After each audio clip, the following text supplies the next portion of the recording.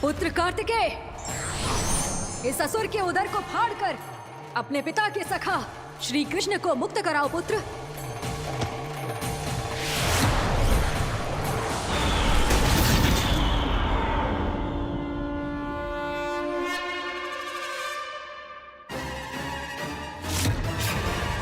मैंने कहा था तुम में से कोई भी मेरा बाल भी बांका नहीं कर पाएगा।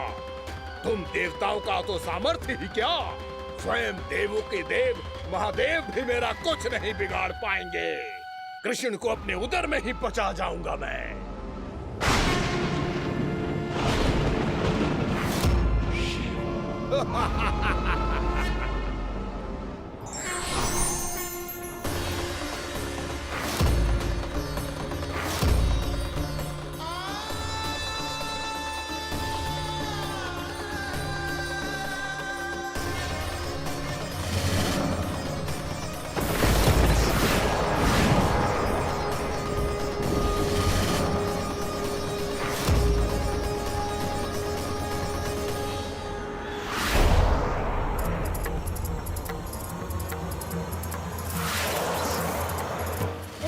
शिव शंकर का त्रिशूल है। एक ही बार में इस असुर का प्राण ले लेगा ये। हाँ, महादेव का त्रिशूल।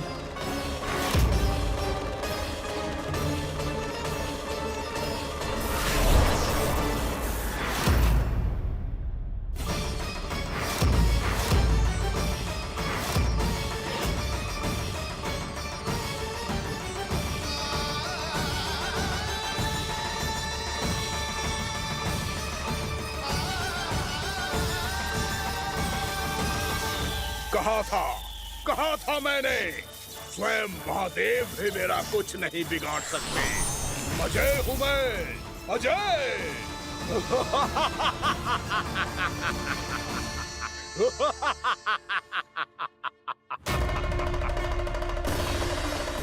प्रभु, आपके त्रिशूल की महिमा तो अपरंपार है, तो फिर ये ठहर क्यों गया? आपने अपने त्रिशूल को वापस क्यों ले लिया महादेव? इस दुष्ट का संहार क्यों नहीं किया? क्योंकि इसकी मृत्यु मेरे हाथों नहीं, मेरे सखा नारायण के अवतार श्री कृष्ण के हाथों ही होगी, और यही विधि का विधान है। पर पिताजी, श्री कृष्ण तो इस असुर के उदर में फंसे हुए हैं, हम उन्हें मुक्त कैसे कराएंगे? ये उन्हें स्वयं ही मुक्त करेगा पुत्र। श्री कृष्ण अपने अपमान से क्रोधित नहीं होते, पर अपने भक्तों का अपमान वो क्षण भर भी सहन नहीं कर पाते। वकासुर यही भूल कर रहा है, हम सबका निरंतर अपमान करके वो उन्हें क्रोध दिला रहा है। वो ये नहीं जानता कि शीघ्र ही उन्हें अपने उदर में रख पाना उसके लिए असंभव हो जाएगा।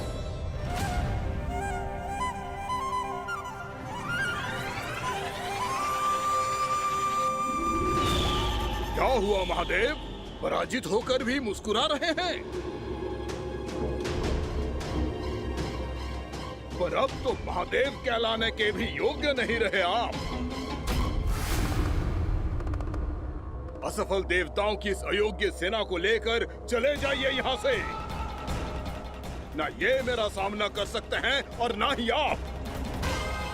मेरी शक्ति के सामने आप अक्षम हैं महादेव।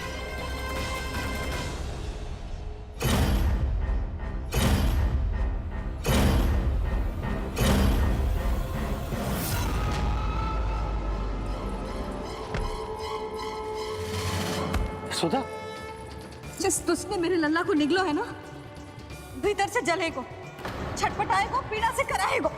जिस दुष्ट ने मेरे लल्ला को निगलो है ना, भीतर से जलेगो, छटपटाएगो, पीड़ा से कराएगो। ये क्या हो रहा है मुझे?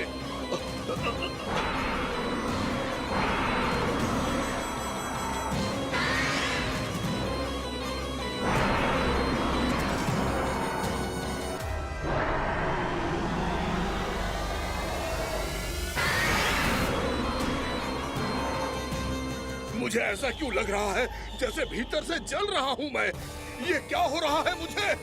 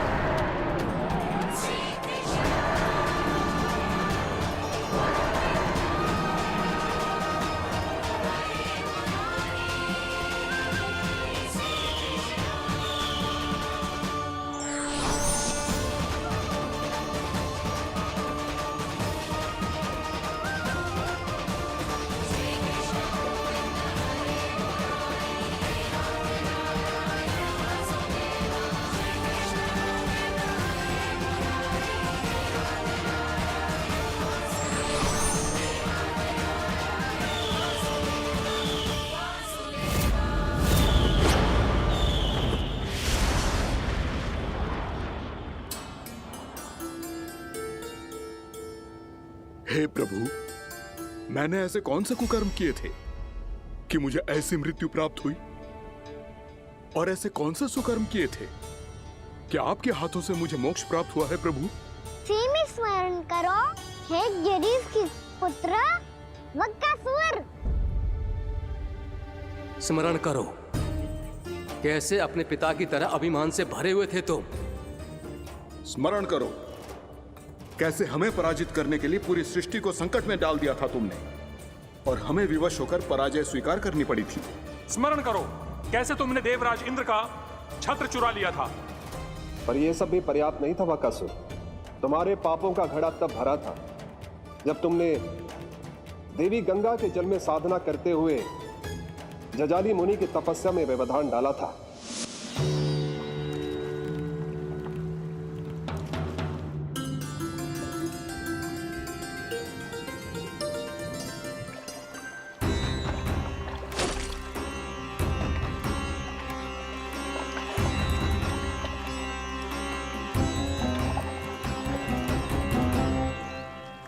रुक क्यों गए चालक? नौका को आगे की ओर ले चलो। आगे बढ़ना उचित नहीं होगा महाराज। यहाँ से कुछ ही दूरी पर जालजली मुनि तपस्या कर रहे हैं। तो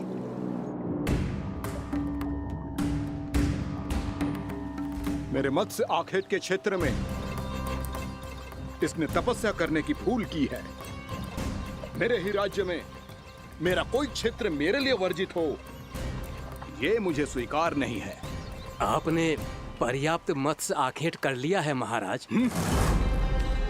यदि तुम इन मछलियों का आहार नहीं बनना चाहते हो, चुपचाप मेरी आज्ञा मानो। क्षमा, क्षमा महाराज।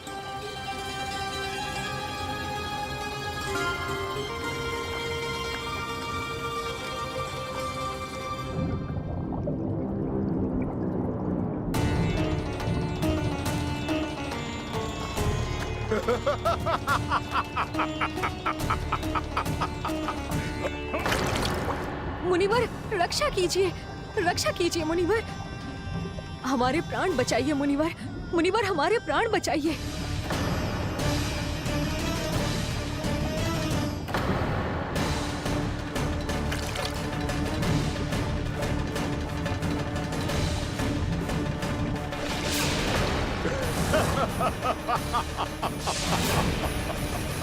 ठहर जाओ असुरराज। इन मछलियों को हानि ना पहुंचाओ। क्यों मुनि? अब मछलियां पकड़ने के लिए मुझे तुमसे आज्ञा लेनी पड़ेगी। तुमने तपस्या करने से पहले किससे आज्ञा ली थी? माँ गंगा से, इस जल में रहने वाली सभी मछलियों से। इस उपकार के बदले इन सभी मछलियों को रक्षा करने का वचन दिया था। इसीलिए असुरराज, मैं शांति से कह रहा हूं, इस स्थान को अशुद्ध ना करो। चुपचाप यहां से चले जाओ, नहीं तो इसका परिणाम अच्छा नहीं होगा।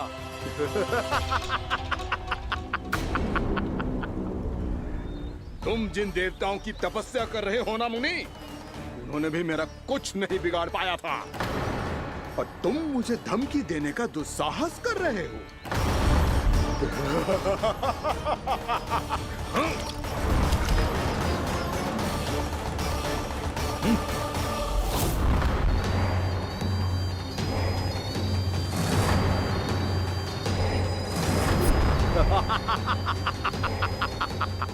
मूर्ख, विचारों से तो तू राक्षस है ही, और स्वभाव से उस बगुले की तरह है जो भूख ना होने पर भी उन निर्दोष मछलियों को आहार बनाता रहता है। इसलिए अभी इसी क्षण से तू वकुला का जीवन जिएगा। ये मेरा श्राप है, ये मेरा श्राप है।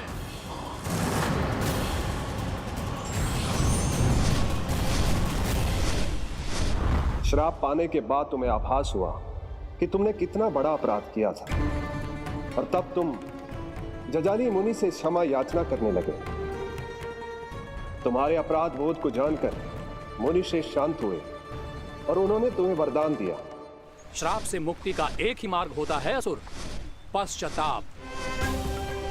तुम्हें अपने भूल का पश्चाताप है, इसीलिए मैं तुम्हें वरदान देता हूं।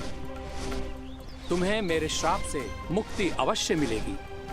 स्वयं प्रभु श्री नारायण के अवतार इस बगुले के देह के बंधन से तुम्हें मुक्त करेंगे।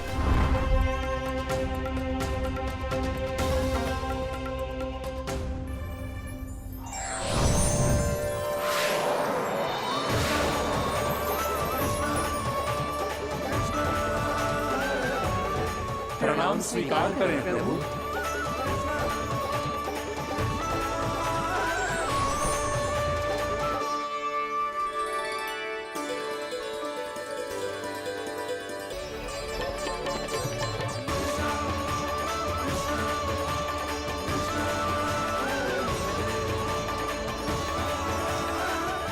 मुझे ना बताओ कि तुम सबने क्या देखा है, चाहे जो देखो है, बस मैया से कछु मत ही बताना। कान्हा!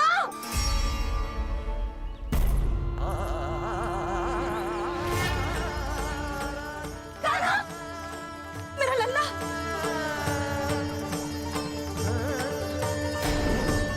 भानु बता रहा था तुझे कोई असुर पंछी निकल गया था। हाँ?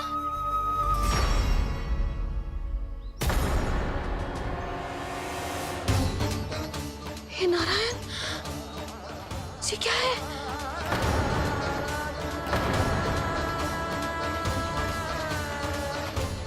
ये सब कैसे हुआ लल्ला? हाँ? कोई बताएगा मुझे ये क्या है?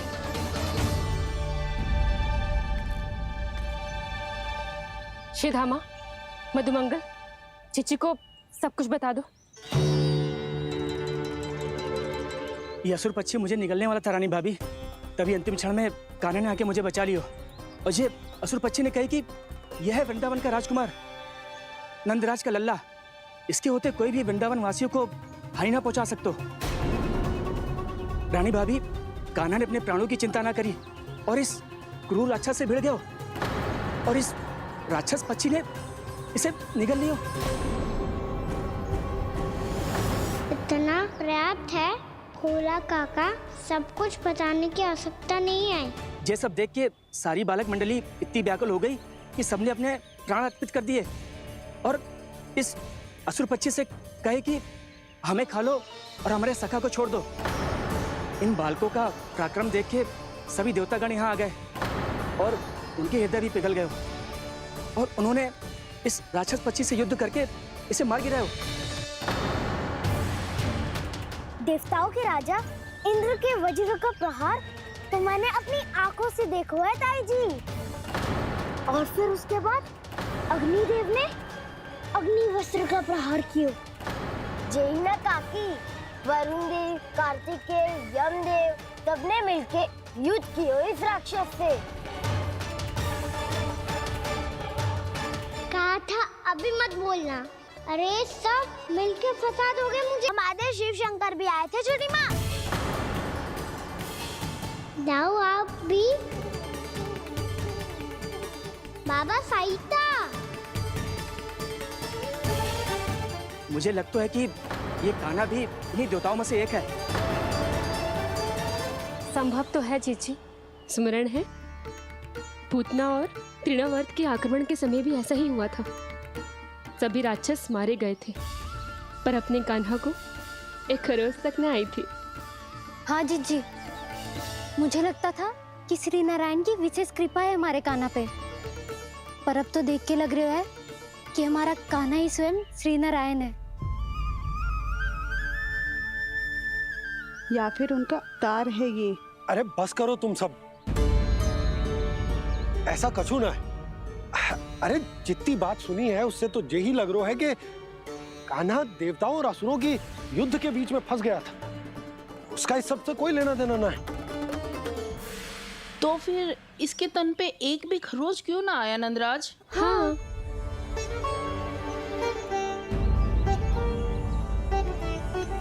है काकी, खरच तो है। दिखा लल्ला। भैया बात पीड़ा आ रही है, कुछ करो ना। चिकोपिया भी ना अति करती है। श्री नारायण का अवतार हो तो इतनी तनिक सी खरोच पे ऐसे रो तो क्या? बस बहुत होगा। अब तो तुम सबने सीमा ही पार कर दी है। कभी से श्री नारायण बुलाते हो, कभी श्री नारायण का अवतार। तनिक कछु हो ना जाता है कि तुम सब कहानियां बुनने लगती हो। जे बस साधारण सा बालक है, मेरा लल्ला है जे, इसे भगवान मत ही बनाओ।